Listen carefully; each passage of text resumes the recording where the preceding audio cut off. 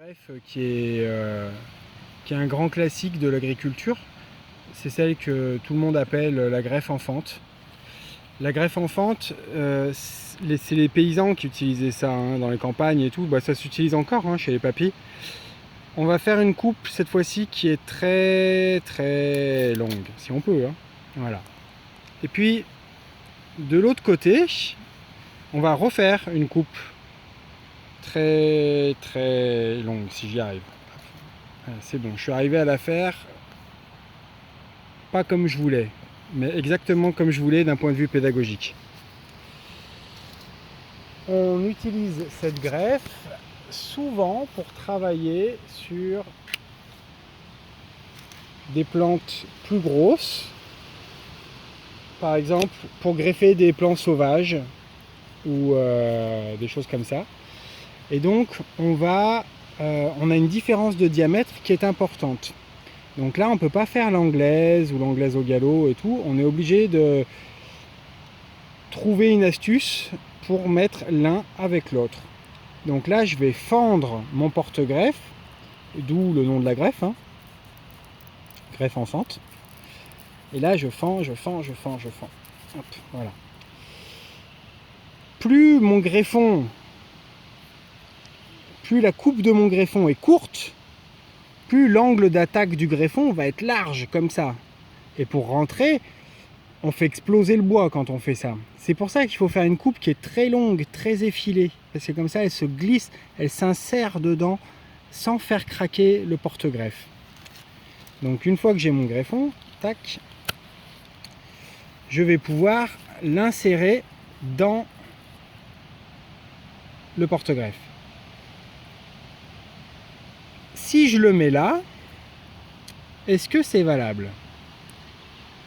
Bon, normalement, si on a bien suivi l'histoire, il y a une histoire de cambium qui est à la périphérie entre l'écorce et le bois. Donc là, ici, les cambiums, on les voit pas en fait. Ils sont là. Tac, à la limite entre le bois et l'écorce. Il faut que je mette le cambium de l'un avec le cambium de l'autre si je veux que ça marche. Sinon, ça peut pas marcher. Ils peuvent pas se coller.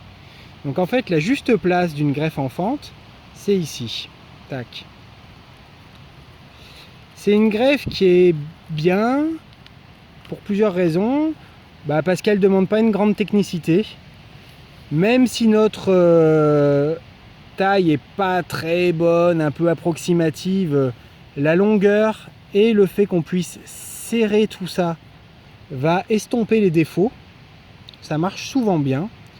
Elle a un défaut quand même qui est important, c'est que derrière, on a une très grosse cicatrice qui reste, qui va souvent induire des nécroses. En fait, tout ici, là, le bois peut mourir. Voilà, et du coup, ça fait une cicatrisation qui n'est pas très belle.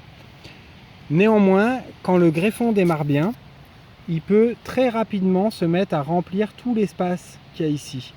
En fait, cette partie-là et cette partie-là vont chercher à retrouver le même diamètre.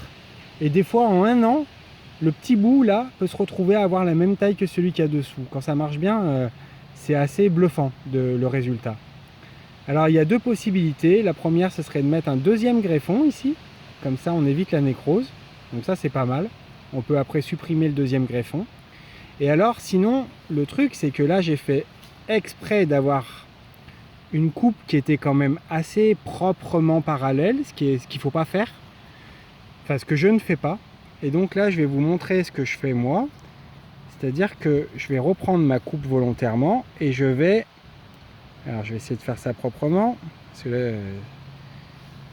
Hop, je me cale. Donc, je vais... Bon, elle n'est pas tout à fait... Je reprends un peu ma coupe. En fait, c'est comme ça que je la fais normalement, moi, directement, du premier coup. Mais voilà, je reprends ma coupe. Et là, j'ai gardé à peu près ce que j'avais devant. Mais en fait, j'ai vraiment... beaucoup réduit ce qu'il y avait derrière. Du coup, quand je vais pouvoir mettre ce bout de bois là, on recommence dans mon porte-greffe. C'est des bâtons, on est dans un truc pédagogique. Devant, contact plutôt bon. Et là, quand je vais serrer avec mes élastiques, qu'est-ce qui va se passer? Le fait que derrière ce soit réduit, ça va me permettre en fait de refermer la coupe et là d'avoir une très belle cicatrisation entre devant et derrière.